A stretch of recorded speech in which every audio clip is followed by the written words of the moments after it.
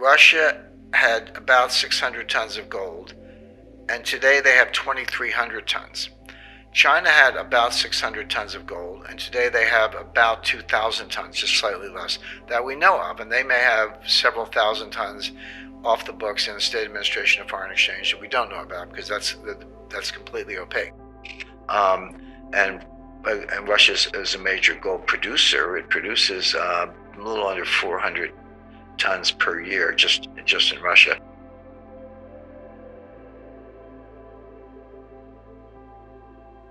But the point is, at the time we did this, we got laughed at. There were Harvard professors like, you guys are crazy, you're foolish, why are you talking about gold? Gold's not part of the monetary system.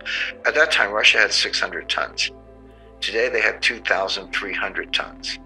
If you want to suggest or hypothesize that the Chinese yuan is going to replace the US dollar as a global reserve currency, where's the yuan bond market? I mean, it doesn't exist.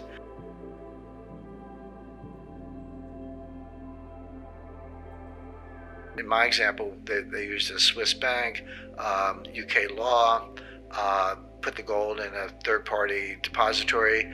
If you wanted some of the new currency, you could deposit your own gold and get some of the currency or trade with them or run a surplus. So it was a replacement system, but you would need the gold to instill confidence. They don't have bond markets, so they're not going to have them soon. So the yuan and the ruble aren't going to replace anything.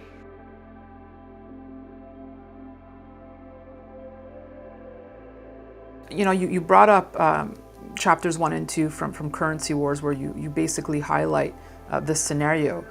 You said the scenario you presented at the time was that Russia and China would accumulate large gold reserves, pool their gold, and launch a new digital currency backed by gold in the place of the US dollar. Is that the form it would take for you, something backed by gold? Russia had about 600 tons of gold, and today they have 2,300 tons.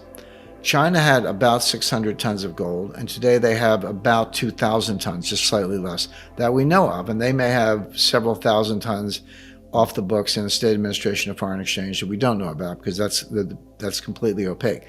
So Russia and China did exactly what we warned the Pentagon about in 2009, exactly, which is increase their gold reserves by a factor of 4 or more.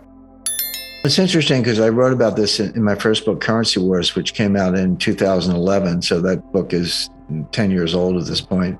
But pick it up. The first 2 chapters were about the first ever financial war game, where I was one of the war game planners and facilitators. And then I participated in the war game, and then I wrote about it in the book. And I was on the China team. I had a friend I recruited for the Russia team. We went out to dinner and we cooked up this plan on our own and was like, aren't you cheating on the game? I said, no, this is war. There's no cheating. It's a war. But what we said was that in our separate embassies, we had these breakout rooms. So the China team would go to a room that was like our embassy or whatever. And the other teams did likewise.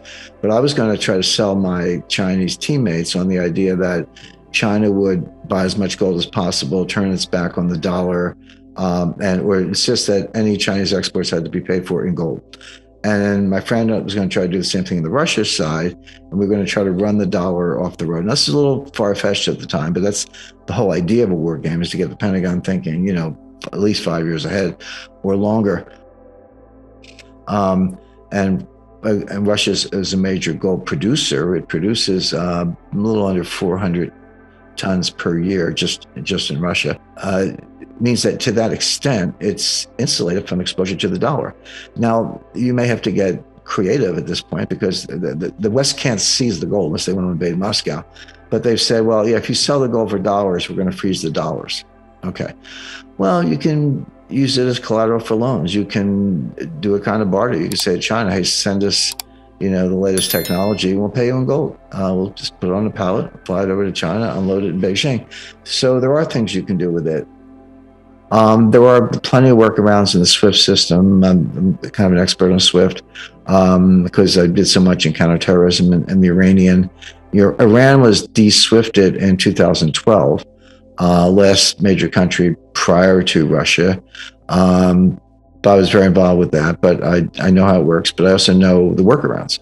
And there are ways to do that. So Russia's going to be able to, they're not they're not prohibited from receiving dollars for oil and natural gas. The oil and natural gas are still flowing. They've got the gold. That's, you got to invade Moscow if you want to get it, and that's not going to happen.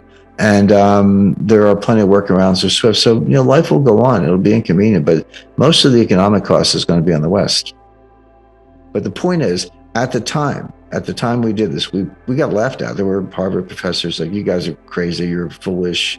Why are you talking about gold? Gold's not part of the monetary system. At that time, Russia had 600 tons. Today, they have 2,300 tons. In other words, exactly the course of conduct that we warned the Pentagon about, in that case 12 years ago, has played out. And they're doing it intentionally because they're trying to get away from the dollar. Now, it's hard to get away from the dollar. The dollar is too big. It's 60% of global reserves, 80% of most payments, 100% of energy payments. You don't just get up under the dollar just like that. But the Treasury's actions, and again, Greg, you referred earlier to unintended consequences, and I've explained this to the Treasury and got nowhere, but at least I tried. I said, look, you guys are overusing these financial sanctions. You think they're very powerful. They actually are very powerful. And that's the point. If they're that powerful and you use them that frequently, everyone's going to look for a way out of the dollar. They're like, hey, why am I setting myself? I trusted you guys. I got all these dollars. But you're telling me I can't spend them. I can't use them. I can't transfer them. I'm out of the SWIFT system. I'm out of my account's frozen. Well, then screw it. I'll just go somewhere else. And there are other places to go. Gold is a good one. Not the only one, but the fact that 21% of Russia's reserves are in gold, the fact that, by the way, it's physical bullion, they're not buying ETFs. It's stored in Russia. They're not foolish enough to leave it at the Federal Reserve Bank of New York. If you want to suggest or hypothesize that the Chinese yuan is going to replace the US dollar as a global reserve currency, where's the yuan bond market? I mean, it doesn't exist. Very small scale, very illiquid, no primary dealers, no when issue trading, no auctions, no repo, no settlement clearance, none of the plumbing and the mechanics of a mature bond market such as the United States. And above all, they don't have a rule of law. I mean, at least if somebody reneges on a treasury bond, you can sue somebody, but you can't do that in China.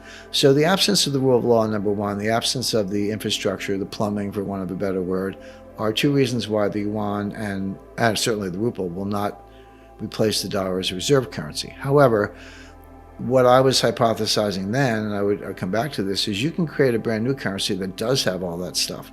And in my example, they used a Swiss bank, UK law, put the gold in a third-party depository. If you wanted some of the new currency, you could deposit your own gold and get some of the currency or trade with them or run a surplus. So it was a replacement system, but you would need the gold to instill confidence. But they don't have bond markets, so they're not going to have them soon. So the yuan and the ruble aren't going to replace anything.